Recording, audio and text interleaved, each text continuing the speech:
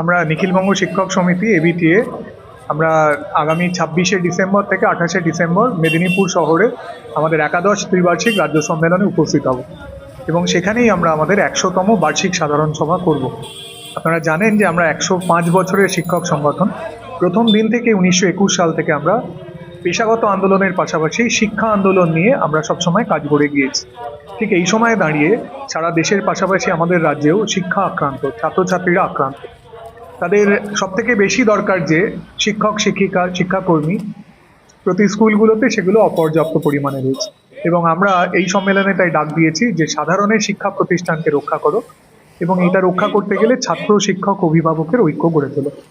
বাঘমুন্ডি স্কুলে একটি স্কুলে জুনিয়র স্কুলে যেখানে এলাকার লোকজন যাতে ওখানকার ছেলেমেয়েরা পড়াশোনা করতে পারে জমি দান করেছিল, সেই স্কুলটা কোভিডের সময়ে থেকে কোনো শিক্ষক নেই। 5 বছর হয়ে গেল। যারা জমি দান করেছেন তারা প্রতিদিন এসে স্কুলকে পরিষ্কার পরিচ্ছন্ন রাখছেন, কিন্তু কোনো নতুন শিক্ষক সেখানে আসছে না।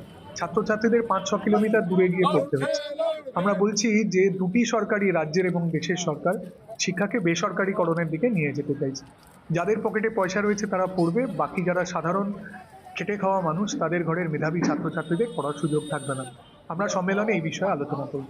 সাথে সাথে আমরা আমাদের পেশাগত ক্ষেত্রে যে আক্রমণ নেমে এসছে, মাস্টারমশাইদের যে সম্মান, সেই সম্মানকে এই যে সরকারটা, রাজ্য সরকার পরিকল্পিত দুর্নীতি করে যে 26,000 যে আমাদের শিক্ষক শিক্ষিকারা শিক্ষাকর্মীরা ছিলেন তাদের মধ্যে অনেকেই যোগ্য ছিলেন, কিন্তু আমরা দেখলাম যে এই রাজ্য সরকারটা এবং এসএসসি তারা সদর্থক ভূমিকা পালন করলেন না কোর্টে গিয়ে। তাই এদের মধ্যে যারা যোগ্য ছিলেন তারা আজকে চাকরি হারানোর আশঙ্কা করছেন।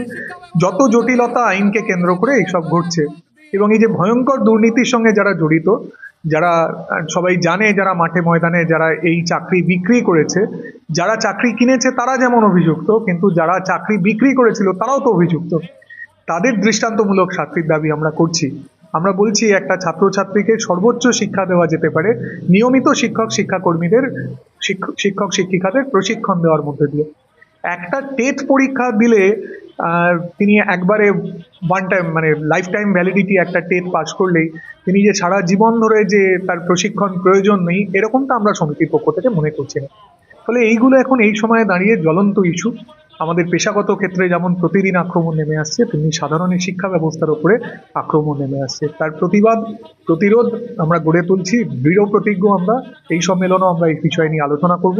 ইউনিট থেকে জোন, মহকুমা, জেলা পেরিয়ে রাজ্য সম্মেলনে আগামী 26 থেকে 28-এ মিলিত হয়ে এই আলোচনা করব আমরা এবং আগামী 3 বছর আমরা কি কাজকর্ম করব তার দিশা ঠিক করব।